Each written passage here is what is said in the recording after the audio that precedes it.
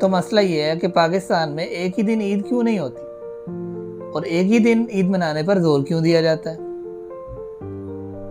خیبر پختونخوا والے الگ سے عید کیوں کرتے ہیں؟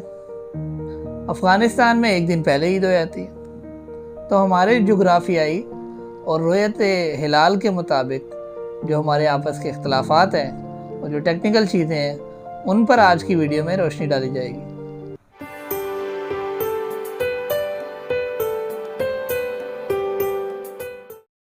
السلام علیکم، میں ہوں آپ کا ہوسٹ حافظ عمیر۔ آج ہم بات کریں گے پاکستان کے اس دانشور طبقے کی جو ہمیشہ کی طرح اپنی دانشوری بکھیرتے رہتے ہیں۔ کل ان میں سے ایک صاحب میرے سے بات چیت ہوئی تو انہوں نے مجھے کہا کہ دیکھیں پوری دنیا میں مسلمان ایک ہی دن عید کیوں نہیں مناتے اور پاکستان میں ایک ہی دن کیوں نہیں مناتے۔ مفتی پوپلزئی اور اس طرح کے جو علماء کرام ہیں وہ کیوں الگ سے عید کرتے ہیں، خیبر پختونخوا میں الگ سے عید کیوں ہوتی ہے، اسی طریقے سے جو قبائلی علاقے ہیں ان میں ایک دن عید پہلے کیوں منا لی جاتی ہے۔ تو ان چیزوں پر انہوں نے کچھ اعتراضات کیے۔ خیر ان کے سوال اتنے مشکل تو نہیں تھے، لیکن میں نے سوچا کہ میں وہ ایک پبلکلی اب سب کے سامنے بات کروں، آپ کو بھی سمجھ آ جائے، مجھے بھی سمجھ آ جائے، تو بتانے سے مجھے بھی طرح یاد دہانی رہے گی۔ تو آج کی ویڈیو میں، آج کی گفتگو میں ہم انشاءاللہ ان چیزوں کو ڈسکس کریں گے۔ تو پہلا سوال یہ ہے کہ پوری دنیا میں مسلمان ایک ہی دن عید کیوں نہیں مناتے؟ جو لوگ یہ سوال کرتے ہیں وہ ساتھ یہ بھی ریفرنس دیتے ہیں کہ عیسائی تو ایک ہی دن مناتے ہیں 25 دسمبر کو، ان کی کرسمس تو ایک ہی دن ہوتی ہے، ہماری کیوں نہیں ہو سکتی؟ تو اس کا بڑا سمپل سا جواب ہے کہ مسلمان بھی ایک ہی دن مناتے ہیں، یکم شوال کو۔ یکم شوال جہاں جہاں ہوتی ہے چاند کے مطابق وہاں وہاں عید منا لی جاتی ہے، جس طریقے سے 25 دسمبر جہاں جہاں ہوتی ہے وہاں پہ نہیں جی۔ اب وہ آپ یہ جی غلط بات کر رہے ہیں، ہمارا تو یہ سوال ہی نہیں تھا۔ ہمارا سوال کیا تھا؟ اب پوچھتے ہیں جی سوال کیا تھا آپ کا؟ تو جی ہمارا سوال یہ تھا کہ بیک وقت عید کیوں نہیں منائی جاتی؟ تو اس کا جواب یہ ہے کہ کرسمس بھی تو بیک وقت نہیں منائی جاتی۔ تو ان کے یہ دو سوال ہو گئے اور دو جواب ہو گئے۔ تو سمپل سی یہ چھوٹی چھوٹی نمونے جو ہے نا آج کل کے جو دانشور ہیں یہ ان کی باتیں ہوتی ہیں۔ اب ہم آئیں گے اصل حقیقت کی طرف، جو ایک ٹیکنیکلی سمجھنے والی بات ہے، وہ آپ کے لیے میں بات کر رہا ہوں، آپ اس کو توجہ سے سنیے گا، آپ کو انشاءاللہ ساری زندگی فائدہ رہے گا۔ بچوں کو سمجھانے میں، بڑوں کو، جس سے بھی آپ بات کریں گے آپ کو بات کرنے میں آسانی ہو جائے گی، ایک ٹیکنیکل چیز آپ کو سمجھ آ جائے گی۔ تو ٹیکنیکل بات یہ ہے کہ عیدیں جو ہیں وہ کوئی صرف تہوار نہیں ہے بلکہ عبادت شمار کی جاتی ہے۔ یہی وجہ ہے کہ ہم عید والا دن ہی عید نماز سے شروع کرتے ہیں۔ تو اسلام میں جو بھی باتیں ہیں وہ دو قسم کی ہیں۔ پہلی قسم وہ ہے کہ جو ہم ڈیلی باتیں کرتے ہیں، جیسے ہم نماز پڑھتے ہیں اور نمازوں کے جو ٹائم دیکھے جاتے ہیں وہ پھر ہم سورج کے مطابق طے کرتے ہیں۔ سورج کے مطابق چونکہ ہم ایک عرصے سے گزارتے آ رہے ہیں، ہم نے اس کو لکھت پڑھت کر لی ہوئی ہے، اس کے اوپر ایک دائمی نقشہ اوقات بنا لیے ہوئے ہیں، اس وجہ سے ہمیں بار بار چیک نہیں کرنا پڑتا کہ ابھی کتنا سایہ ہے تو کون سی نماز ہو سکتی ہے۔ تو وہ سب چیزیں ایک کیلکولیٹڈ اور ریٹن میں آ گئی ہیں، ہم اس کے مطابق اپنی نمازیں پڑھتے ہیں۔ اسی طرح سورج کے مطابق ہم جو دوسرا کام کرتے ہیں کہ روزے کی سحری اور افطاری کرتے ہیں، تو یہ دونوں چیزیں بھی سورج کے مطابق آتی ہیں۔ یہ چونکہ ڈیلی کرنے والے کام ہیں، تو اسلام میں یہ جو عبادتیں ہیں یہ سورج کے مطابق ہم کرتے ہیں۔ دوسری قسم کی جو عبادتیں ہیں وہ ہم کرتے ہیں چاند کے مطابق، یعنی ہمیں قمری کیلنڈر یعنی تقویم کو دیکھنا پڑتا ہے۔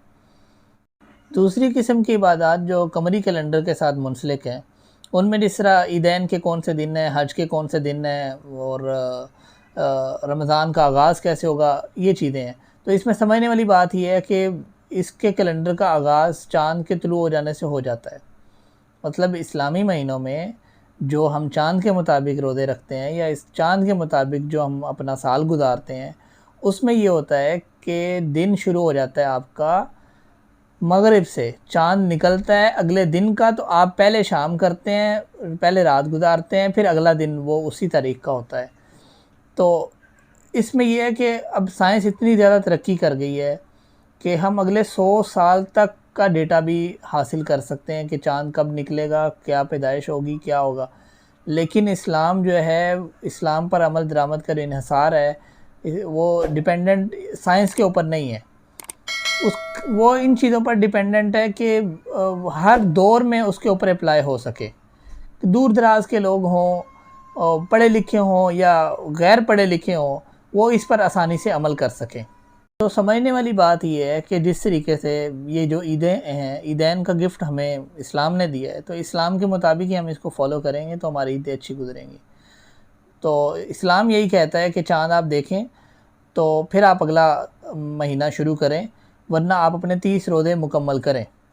تو پاکستان ہو یا کوئی بھی ملک ہو، اگر وہ اتنا وسیع و عریض ہے کہ اس کے ایک علاقے میں پہاڑ ہیں، ایک میں وہ میدانی علاقے ہیں، اور کوئی سطح سمندر سے بلند ہے اور کوئی سطح سمندر سے پست ہے، تو اس کے لیے سمجھنے والی چیز یہ ہے کہ اگر کسی جگہ پہ چاند نظر آ جاتا ہے اور وہاں کے پڑھے لکھے اور سمجھدار لوگ اور دیندار لوگ اس کی شہادت بھی دے دیتے ہیں اور وہ علماء سے گواہی بھی طلب کر لیتے ہیں، تو پھر وہاں کے علاقے کی جو گورنمنٹ ہے اس کے لیے مطلب ضروری ہے کہ وہ اگر اعلان کر دیتی ہے تو اس میں کوئی مضائقہ نہیں ہے. وہ یہ مطلب یہ پاسبل ہے کہ ایک ہی ملک کے 2 مختلف علاقوں کے لوگ ایک 29 روزے رکھ رہے ہیں رمضان کے اور ایک 30 رکھ رہے ہیں، اس سے کوئی فرق نہیں پڑے گا آپ کے دین اسلام کے اوپر.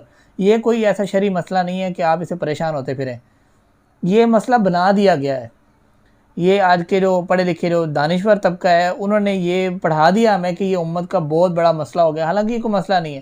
آپ سیدھی سی بات دیکھیں کہ ایک مغرب کی نماز جو ہے پاکستان میں کسی اور ٹائم پر ہو رہی ہے، اور مراکش میں اور تیونس میں کسی اور ٹائم پر ہو رہی ہے، اور رشیا میں کسی اور ٹائم پر ہو رہی ہے. اس سے کوئی فرق پڑ رہا ہے آپ کو؟